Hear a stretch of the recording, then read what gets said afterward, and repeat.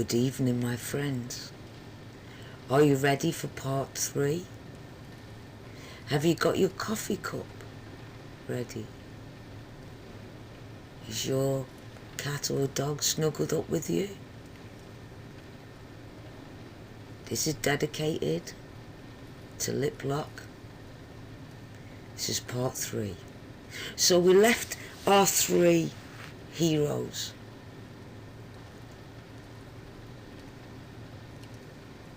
By the door. Now, if you haven't heard the other 2, I suggest you go back because you'll be lost. So we start them at the door. Tiffany, Maggie, and Mike. Are you ready? Let's begin.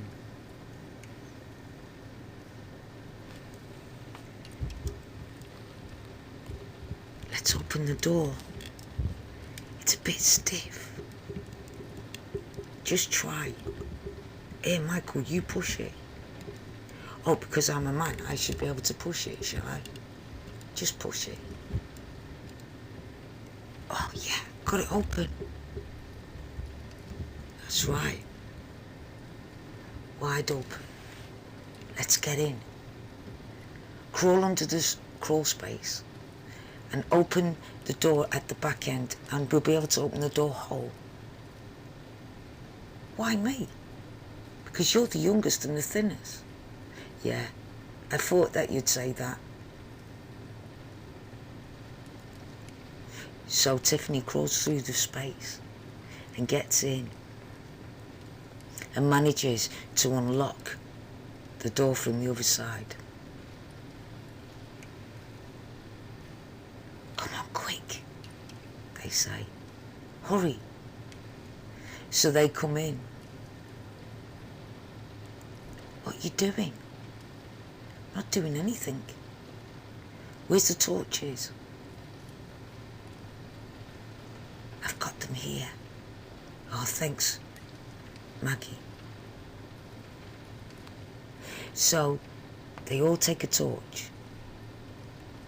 And they looked at the torch and he went, these aren't cheap. Tiffany turns around and puts a smile on her face. No, they're my dad's. He always uses them. And he's going to be really peeved if he finds out.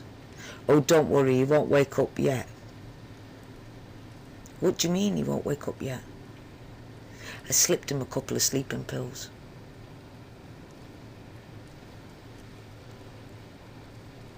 So Mike looked over and went, you know that's illegal, right?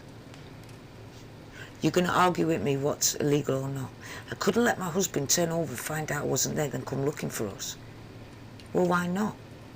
Because he's morally a psychiatrist and a psychologist. He's not going to see the sense in what we're doing, okay? Okay. So let's do this then, shall we? Yep, let's do it.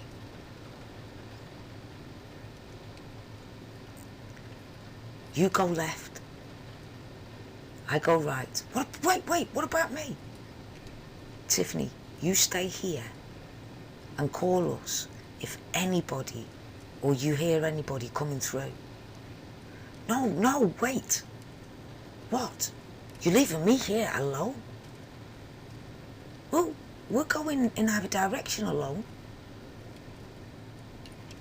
If we see something that you can do, we'll call you, okay? But just keep an eye out to make sure nobody comes. Okay. Right, so you go that way, I go this way, and if we find anything, we call the signal to each other. Yep, no problem. Okay, Margaret, see you in a minute. Tiffany, don't forget. No, I won't. Any noise, I'll make the argument. Let's go. Michael. Yes, Margaret. What's the signal? Well, I'm pretty sure that if you say, hey, Michael, there's somebody walking, then I know it's you, Tiffany. And Margaret, if you say, hey, Michael, I found something, I'll assume it's you. Shall I? Oh, yeah, that'll do. Are you sure? Are you happy with that? Okay, can we go now? We need to get out of here. What are we looking for again? Paperwork on this building, who owns it, the history of it, anything. Why would they have it in here? Well, why not? Yeah. Hey, Michael, now what? Who is she talking to? Because there's no phones or anything in here. What do you mean? Well, when I heard her, she said the words, not yet, but it's nearly there. It'll be time soon. But there's nobody here. What do you mean? What Mum's trying to say is there's only us here, and we were all upstairs in the rooms. Maybe her granddaughter. No, it wasn't to a 5-year-old. Did you hear another voice? I did, yeah, like a male's voice. That does it then. It's probably the chef or the cleaners. Have you seen the chef and cleaner? Well, no, but who cooked our food and who cleaned up after us? Oh, yeah, that's true. Can we please look now and ask questions later? Oh, yeah, sure, no problem. Okay. So Mark switches his light on. He walks through.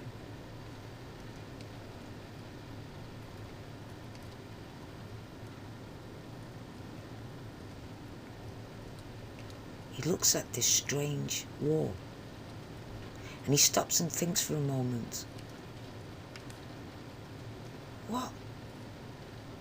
What's on this wall?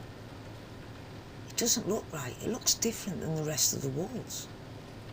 It was like a grey brick wall, but the bricks looked a bit fake, not real.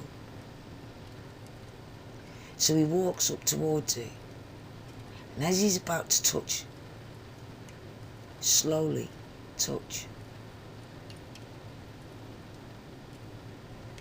the brickwork, he bumps into something. Ah, ow, God, ow, my shin, oh. You alright? Oh, God, don't make me jump like that, Maggie. What are you doing over here? I heard you bang, and you shouted something. I hit my knee on that. What is it? Well, it's not a fridge, is it? What do you think it is? It looks like a trunk. There's clever girl. Where would you hide something? Well, yeah, in a trunk. Exactly, in a trunk. Well, what are you waiting for? Oh, just excuse me, I've just, broken my shin bone, but don't worry about it. I'll just open the trunk. Well, you guys found... Oh, Jesus. Tiffany, you're supposed to be watching the door. It's okay, I've locked the door. What do you mean you've locked the door? I found the key, so I shut the doors, I locked the top one back up, and I locked the bottom one and turned the key, and locked it. No one will come in now, because the key's in there, so we'll hear the key fall. Hey, that's clever, that is. Thanks, Mum. Yeah. So now I know that you aren't as stupid as you make out, so I think you can do a lot more around the house. Oh, great. I use my brain and get told off for doing it. I'm punished. Great. Hello? The trunk? Oh, yeah. So they look down at this trunk, and it's almost mahogany coloured, but it's shiny, but at the same time it has these copper metal that's so dirty and battered it looks really old. Go on then, Margaret, you open it. No, it's okay, you do it. Well, no, you see, I gotta hold the torch, but you can hold the torch. Do what I do, put it in your mouth. Move out the way. So Tiffany pushes them out the way, gets through, And she goes to open it and she goes, oh no, it's locked. Can we lift it up? So Tiffany and her mum went on one side. Mark went on the other and they lifted it. Oh God, no. Whatever's in there is very heavy. Tiffany laughed and went, it's probably a dead body. Tiffany, that's not funny. I was just joking, come on. Dead body doesn't weigh that much, does it? How do you know? When was the last time you had a dead body? Oh, I haven't. Well then. Oh, okay. Yeah, Mum, okay. No problem. No problem. So, are you ready? Yeah, I am, Mum. Okay. What are we doing? We've got to look around to find a key. A big, old key. Hey, Tiffany, you're good at finding keys. Want to go look? Where? Well, there is one place, says Tiffany's mum, where I would hide a key. Where? Underneath the fire. But there is no fire. It's not been used for years. Exactly. It's got soot. But what better place to hide a key than in the soot? Hey. Mum, you're clever. Hey, I watch Miss Marple. What can I say? Columbo, Miss Marple. Oh, so you're into all that mystery drama thing? Oh, yeah. You not forget Columbo. CSI. But you know they're not real, right, Mum? Yeah, but why not? Okay, so there you go, Michael. Tiffany, don't be daft. There's no way I'm looking in that soot. Let's look somewhere else. No. My mum's right. It could be in there. Well, you go crawl in there. It's filthy. Oh, move out the way. I'll do it. Mum, you're going to get yourself dirty. Yeah, I did that when I was changing your nappies, missus. Don't worry about it. So she gets down and they all put the torches. She slowly starts from the left-hand corner, working outwards. She's moving the soot. She starts to go to sneeze and he stops her. Thank you. But as she puts her hand down to redo it again, she goes to sneeze again, and this time she grabs her face and her nose. Oh, dust. So as she starts to dig deeper and deeper, she feels something. Oh look, something here. So all of them put their torches on. They lift up. And it's this very thin bone.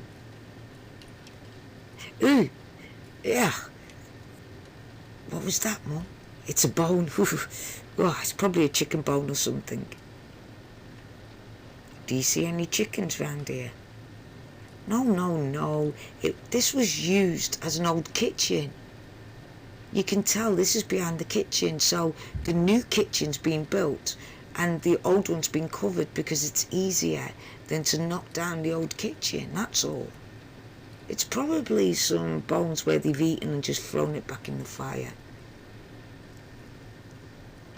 What, they just ate it with their hands? Oh yeah, in Victorian times they would use the fire to cook as a stove. Sometimes there'd be stew on there for days. Ugh. Well, you wouldn't say if you were cold and hungry and the only thing you could eat is stew and stale bread. You were lucky. I'm lucky. Yeah, Tiffany, believe it or not. Come on, keep looking. So she looks. She starts scraping the back, and then she puts her hand on to get up to say she couldn't find anything, and as she leaned against the fireplace to lift herself up, something clicked.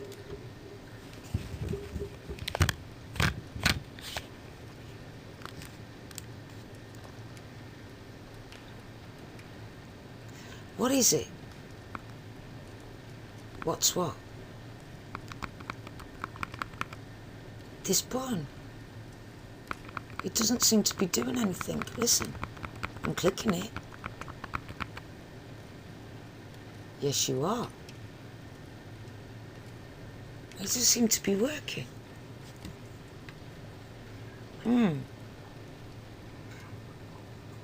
Mark walks over and hits it. Next minute, yeah. What's happening? Look, it's trying to open where the fireplace is. They both look down, so they quickly move the soot out the way. And there it is. 2 big iron doors. We'd better go and get Gary.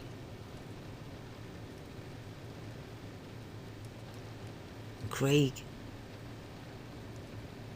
And George. No. If we get more people, then people are going to start talking and shouting. We're not going to lose control. Well, we can't lift this up on our own. Look, there's a big animal's head. What's that for? It's called a flute chain. And what they used to do is, because the chimneys were very, very high, they would push, and it would move up and down and loosen all the soot. And then the soot would come down and it would clean it. Well, why did they have to do it that heavy? Because it takes all night to move it up and down. So they leave it, they rock it once or twice. What are we going to do? Well, see that piece of chain in the corner? If we can get that piece of chain, we can tie it up around the top of the animal's head, and then we can push the flute, and as the flute pulls back, it might loosen it to open it. Oh, good idea. So as they go to get the chain and tie it up, Tiffany's looking down and goes, hold on. Look, there's a lock on it. Oh, what is it with these Victorians and their locks? Why is there a lock on a chimney door? Well, it's so you don't fall in because of the soot, in case you're a chimney cleaner, you want to come. So what's it for? Well, normally it's just like a little pit where you throw all the stuff, and then once a week they will clean it, and then they will open it up and clean all the pit ash, and then they will use it in their gardens for their roses and stuff like that, because it'll have all the goodness of everything. Oh, cool. Hey, Mike, you know a lot. I know I do. I'm an archaeologist. I study ancient stuff. You do? Look, should we go get George? And Graham? Just George. Leave the others. Okay. I'll go. He might be asleep, so wake him up carefully. Okay, I'll be back in a minute. Tiffany, what? I love you, be careful, okay? Hey, come on, Mum. What can happen? It's an old building. Anything can happen, you know that. Okay. So Tiffany leaves and goes back through. Guess what? What? I can't open the door. Okay. Let me go have a look. So Mike goes over. Damn it. It's locked tight. What did you do? I used that piece of wood. What for? Well, I wanted to make sure it was shut tight. The bolt is stuck. Here, let me try. So Maggie goes up and tries to pull the bolt. It's stiff. It's really stiff. We can't do it. There's got to be another way out. Yeah, listen. I can't do it, look. It's okay, don't worry. Don't worry. There's another way out. So this is the kitchen. So if we find the fake wall, maybe we can make a little hole to get in and out, and then Tiffany can go get Graham. And then how do we explain it? Explain what? The little hole. Oh, we'll put something in front of it. I don't think the old lady will know.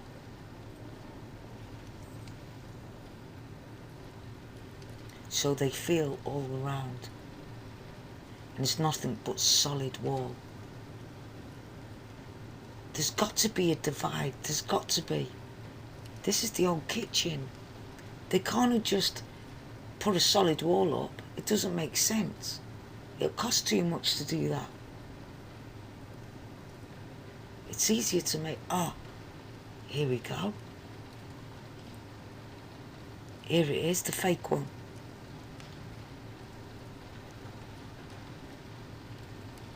Yep, the fake one.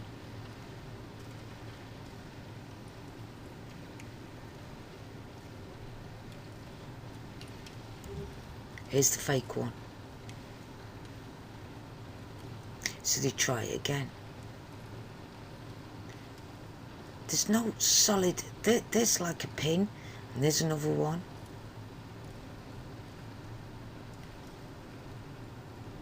Then Mark remembers, hold on. What?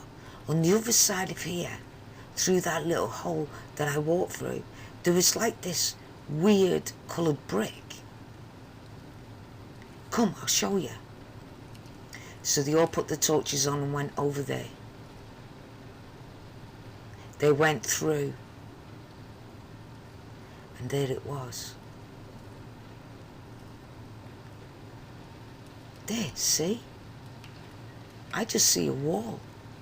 Yeah, but look closely. Look closely at the wall. I'm looking. Can you see it? Yeah. So they all put their hands on it. And something moves back and it drops. What was that? I don't know. So they put the torch on it and they see its keys. Hey, maybe this key will fit the trunk. There's only one way to find out. So they pick and pick through.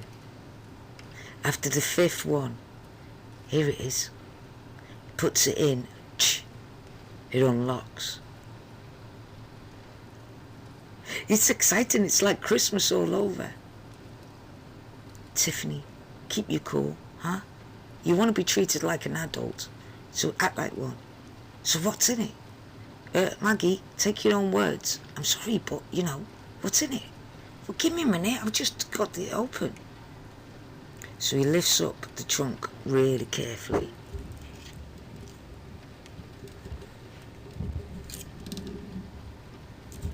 Oh, look. There's lots of papers and pictures and everything. Then they hear a footstep. What was that? Shh. Stay still. They hear the door going.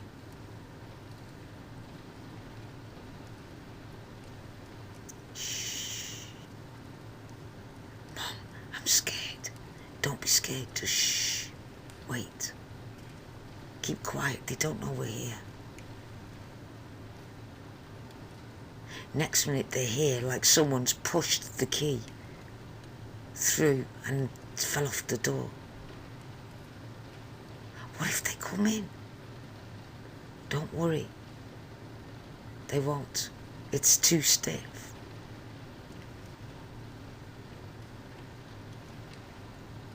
They wait. Then they hear the footsteps leaving. We better hurry up and get out of here.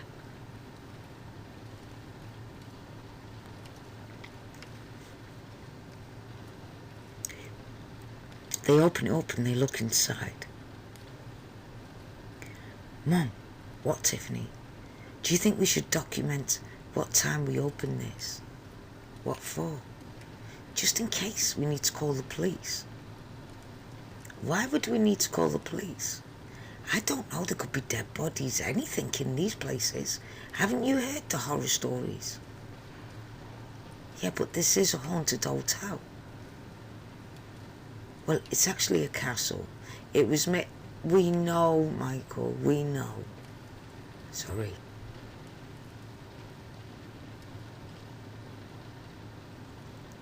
Hey, look at these letters, Mum. Why don't you take them over there, Tiffany, and sit in that chair and read them? I'm not sitting in that. You don't know where it's been. There could be rats in that or anything. But then sit on the floor then. Do I have to? Can't I, like, put the lid down and sit on that? No, because we're going through it, aren't we? And there goes the stupid head again. What's that supposed to mean? Come on, Tiffany. You have these moments where you're so smart and we just think you're about to be an adult. Then all of a sudden, guys, I hate to break up this domestic dispute, but can we get on with this? Okay. So while Tiffany goes in, she pulls the ribbon. This ribbon was red and black. It was beautiful, soft, looked almost brand new. Didn't have no tears in it, weren't faded. Beautiful bright colours, almost like she just got out the shop itself. So then she opened the envelope. And there it was, a picture of an old soldier from World War I. But at the time, Tiffany didn't know it was World War I. She looks down and turns the picture over to see a date. Oh my God, this is old. But yet, the picture looked brand new. It wasn't faded or damaged or had anything on it. In fact, it looked like someone had just taken it that day and put it in there. But we know they didn't because of the state of the trunk. It was old and decrepit. So she opens up the letter. Hey, Mum. What? It's a love letter. Read it out to us. I don't think that's a good idea in case we get caught. Why? We can still hear. Don't worry, we can still hear. All right.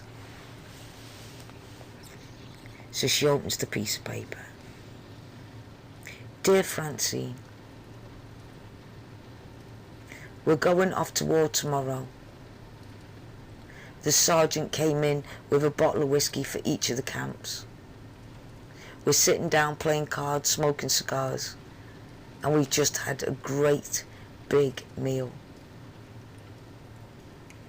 We had cocktail, prawns, for starter. Some of my friends, Tony, he had a special meal. I miss you, my darling, so much already. I hope that your love will keep me warm on days and nights when I'm sad and lonely and scared and afraid. I know I'm only 19, but when I get back, I would love to marry you and start a family together. Forever yours, Albert. Wow, that must be Albert. Mark comes over. Yeah. Handsome dude. World War One by the looks of his... World War One? Yeah, World War One. Tell by the suit in the army. British soldier, by the looks of it. But we're in Wales. That don't matter. They've obviously found each other somehow. Yeah, over the internet. And number 2. What? You've had another brain fart. They didn't have the internet in World War One. Well, how did they communicate with each other? Through pigeons or through tapping? Like SOS, you know, ... They had that in those days? Yes, they did. They were the ones that invented it. Oh, like Morse code stuff. That's correct. And the brain fart's finished. Maggie, what are you talking about? Well, our Tiffany here has what we call brain farts. And when she talks stupid, we call it a brain fart. And then when she starts talking with sense, and she makes sense, and it's pretty smart, we think the brain fart's over, and she's back to normal. That's nice. You call your child a brain fart. No, no, no. We just call it a thought process. It's my husband. He says that's the way you've got to describe it. That way people understand. That when you want to fart, you hold your breath and you push. And then once the fart comes out, you feel a lot lighter, a lot better, and you can breathe easier. See? Okay. Brain fart. Okay, I can live with that.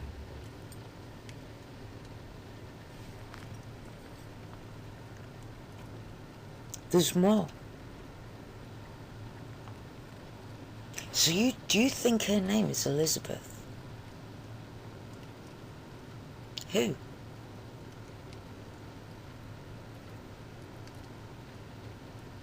You know, baby doll. How can she be Elizabeth and be in World War One? What do you mean? It's the 21st century. There's no way anyone would be alive from World War One, let alone an old lady. And you're definitely sure it's World War One. I'm positive. Oh, okay.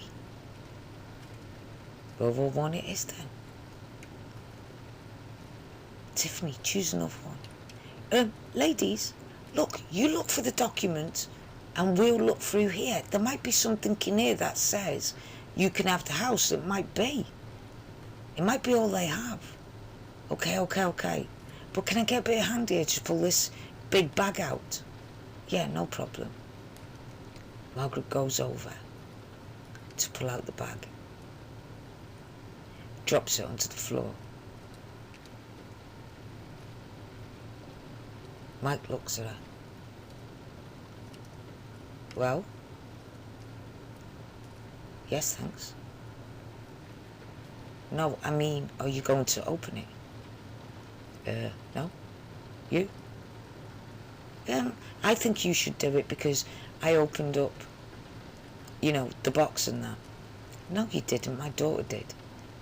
Okay, it was worth a try. And I, actually, says Margaret, I actually put my hands in soot. Yeah, that's true. And you can't deny it. No, can't deny it. What? What's funny?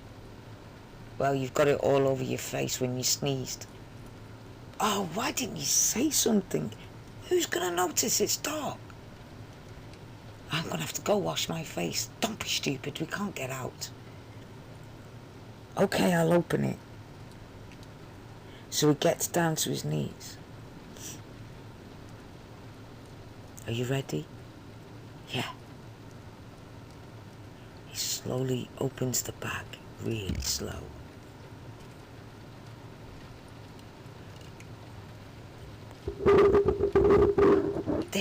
There it is. What? There's a little tiny locket in this letter. Tiffany, will you behave yourself? Stop shouting things out for a start and making us jump. I'm going to have a nervous breakdown. That's all right, my dad's a psychiatrist. Yeah, well, I prefer not to have the nervous breakdown. Okay, I'm sorry, jeez. What are you, on your time a month or something? Men don't have that. Well, am I supposed to know I'm 18? Ugh. Brain fart. Yeah. You're learning. Oh, good. So he slowly pulls it back. And it's this weird looking cardboard box. But it was damp and green mouldy. He slowly uses 2 fingers. Slowly opens the lid. And opening the other side. What are you doing? I'm opening it. Well, why are you doing it that slow with 2 fingers? Just take it open. You do it. What if there's mice or rats in there and jump out at you like aliens? And what if there's not? Well, you find out then. Don't tell me, Mark, you're petrified of a little old mouse. Mark gives us such a look and says, oh, and you're not? Nope, we have mice as pets. When we were kids.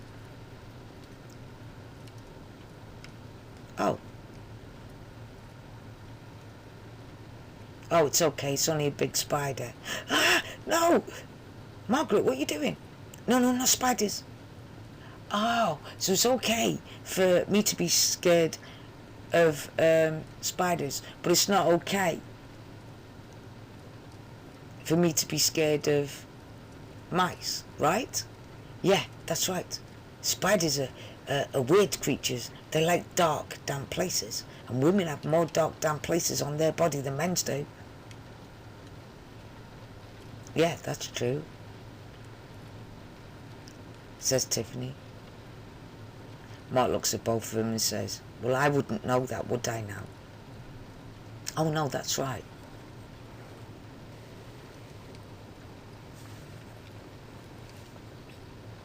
So why do you have doctor on your license then?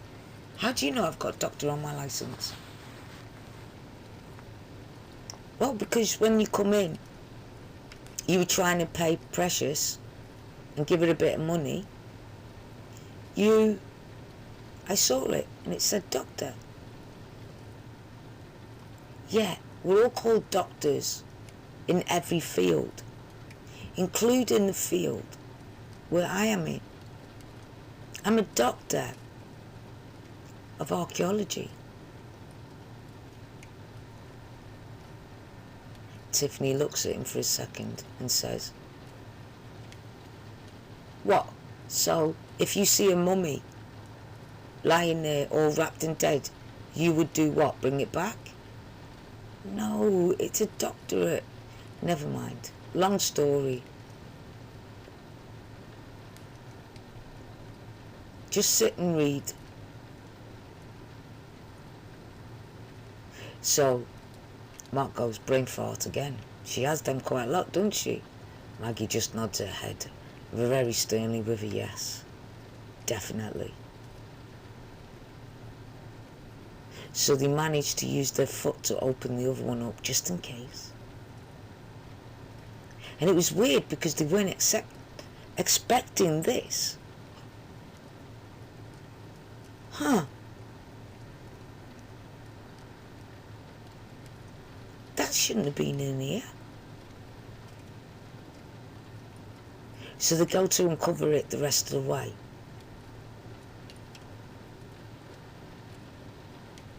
Tiffany shouts, look, the locket, look at the locket. We're just going to do this then. No, you've got to come and see. But we just got to, please, Mum, please, come see. Okay, you go over there. No, I want to wait and see this as well. Don't open it till I get back. Fine, I'll go over with you. So there they are. They open it up. And inside the locket was Mrs. LIPLOCK herself, baby doll. And on the other bit was a porky looking gentleman with a moustache, a little beard, a hat and a monocle. A monocle is a round glass that goes in your eye before glasses became a thing. A gentleman would walk down with a hat on, a suit, his watch on a chain, gold or silver depending on what you was. And they would smoke a cigar or pipe and have a monocle.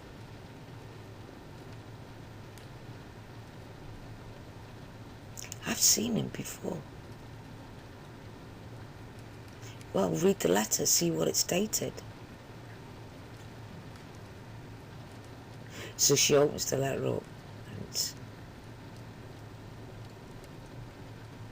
dear darling LIPLOCK, I miss you so much. When the days are foggy, I look out at the fog, hoping that I see you walking across the battlefield with a smile on your face to lighten this cold, wet, damp night. Alas, you never walk out the fog. At one time, I was so hungry and cold and in lots of pain that I opened my eyes quickly to look. It was raining and we were stuck in the trenches. We were soaked to the bone. Our feet was having trench rot. It looked like I'd been in a bath for a year. It was cold, I was hungry. And all of a sudden, there's the enemy coming. The only reason why I spotted them was because I was waiting for you, my darling. Waiting for you to come through, to make it all better and keep me warm. To make me one of your stews and your cup of teas. So without you knowing, you saved our platoon. Because we were all sleeping out of exhaustion. They came and surrounded us out of nowhere. But we had already covered them because we saw their shadows in the fog. And the only reason why we saw them was because I was waiting for you. And that moment, my heart was in my mouth because I really believed it was you. My darling LIPLOCK, I can't wait to come home and see you soon. Signed, Bill.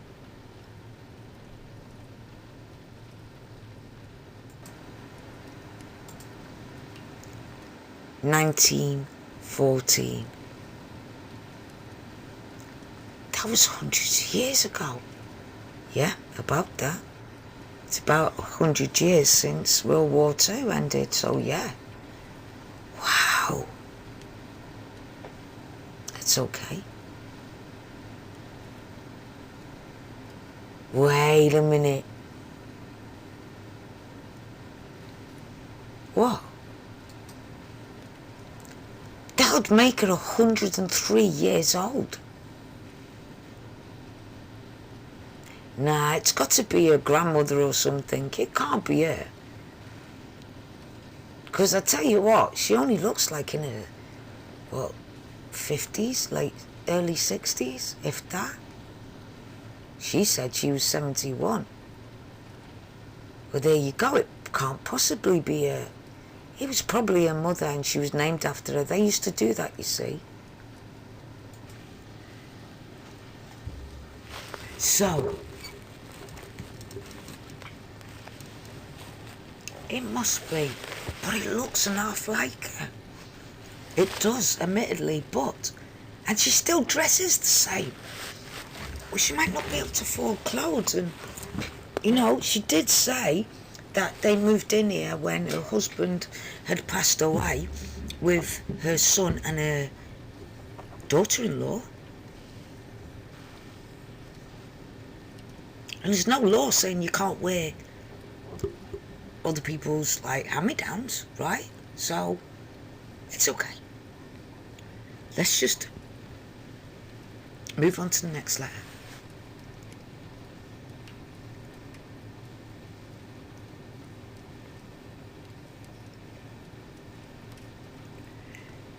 Dear LIPLOCK, I'm sitting here next to my best friend Charlie. It's lonely and cold. We just had some boiled potatoes with a tiny bit of butter and beans.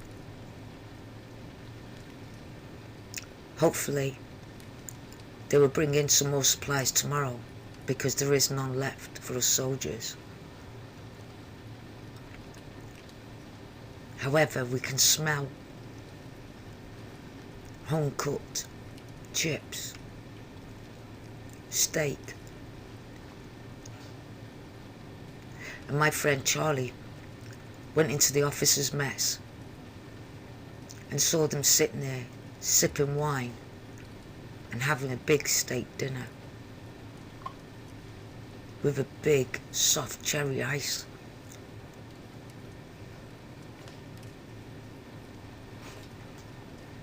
For a drink, and trifle waiting for them to eat. While our soldiers just had some boiled potato and a few beans. A cupful each. Thank you for the cigarettes and the cookies. However, the cookies were taken off us. As they said, because we're hardly eating at the minute. If we were to eat cookies, it might affect us and our blood sugars might go high then drop, and they can't afford the front line to be sick. But I shall get round to tasting them cookies soon. I miss you loads. Hope to see you soon.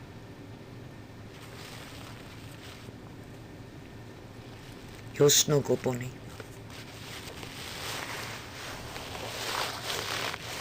Snuggle Bunny? Look, there's something in this tissue. Open it up. It's a flower.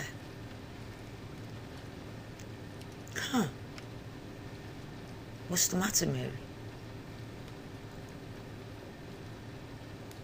Did you hear that? What? Someone just sighed and said, "What's the matter, Mary?" No, they didn't. There's only us here. And there's no one called Mary here. But I just heard it. There was a sigh. They went, "Huh, what's the matter, Mary?" So Tiffany went, "Do we know a Mary?" No. I think your mind's getting imaginary because it's like, oh my God, it's 4 o'clock in the morning. We need to hurry up and get out of here. Everyone's going to be waking up soon. Can I take these letters with me? Yeah, but hide them from your dad under the bed. Okay. But what if the cleaners come in? Oh yeah. Put them in the suitcase on top of the wardrobes. Oh yeah. Okay.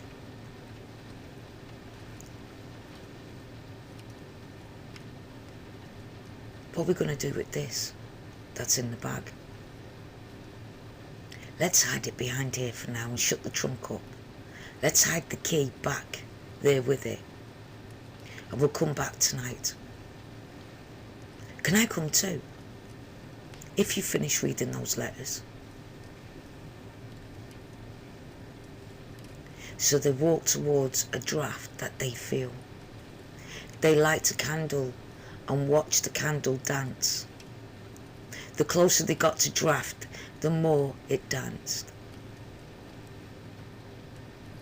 Then all of a sudden, they see this weird wall. And when they look and the light hits it, it's actually a gap between two walls. Quickly, come through here.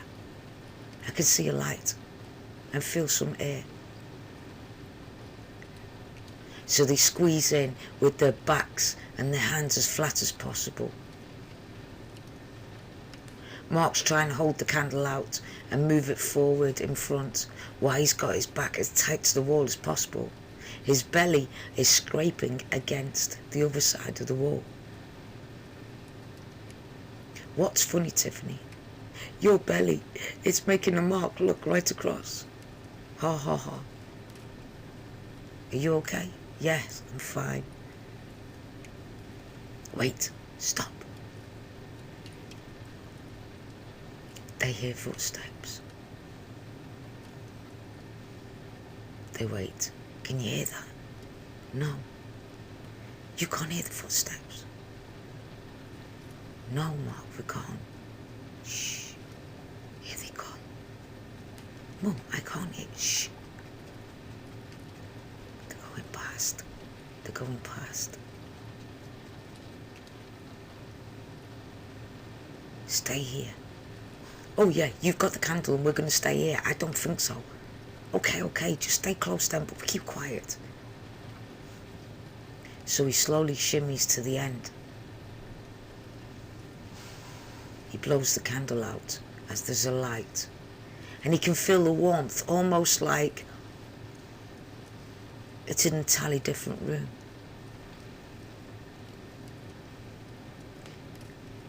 He can't bend, nor stretch, nor move his head forward or back. He's stuck in the position he's in. So he shimmers the rest of the way out. It says, come on, hurry. So Margaret and Tiffany come out. We're back on our landing. Yeah, look at this. It looks like a solid wall, but in fact, there's two parts to the wall. That's a great illusion. Yeah, well, illusionists wouldn't be made their money if it wasn't fantastic like that. But there's always a trick. That's why they say the trick of the light. You just gotta hope the trick ain't there to hurt you or destroy you in any way. Okay guys, listen. Your room's down the bottom, mine's over this side. I'll catch you for breakfast. What was that noise? Nothing much. I'll catch you for breakfast, okay? Okay.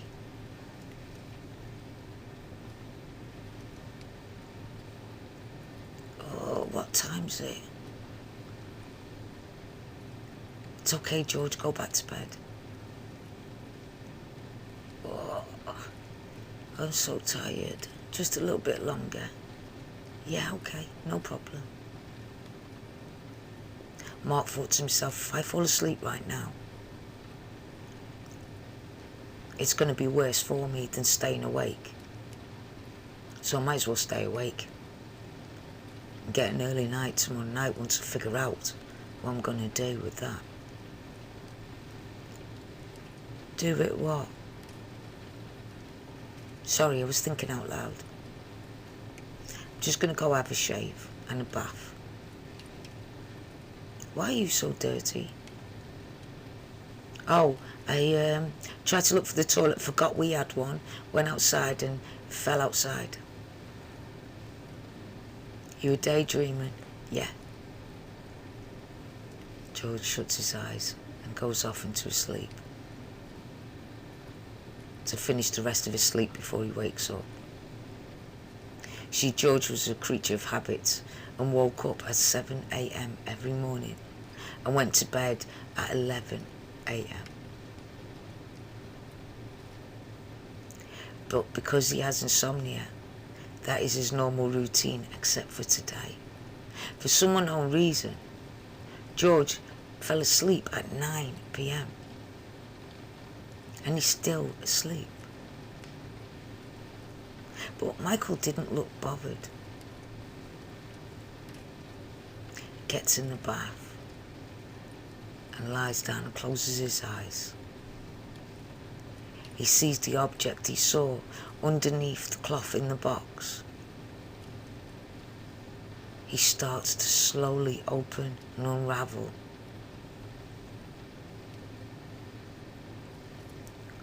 As he slowly unravels it in his mind to see what's in it.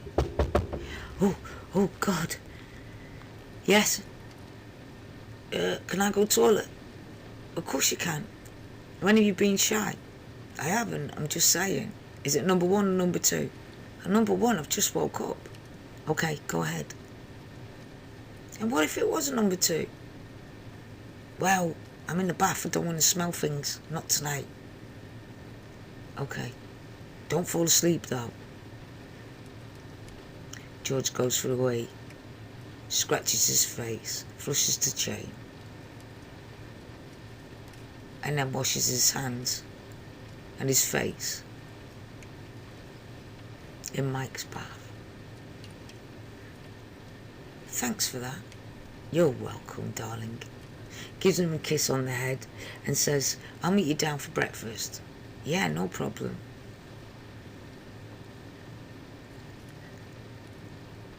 So Mike gets out the bath, and it's surprisingly warm in the room. But then again, he just spent most of the night in an old kitchen at the back, freezing cold. So anything's warmer, right? So he gets dressed.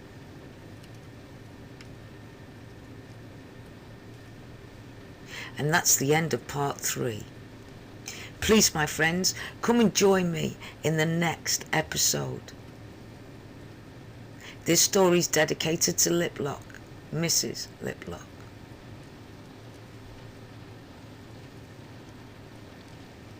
So for now, see you in a while, crocodile.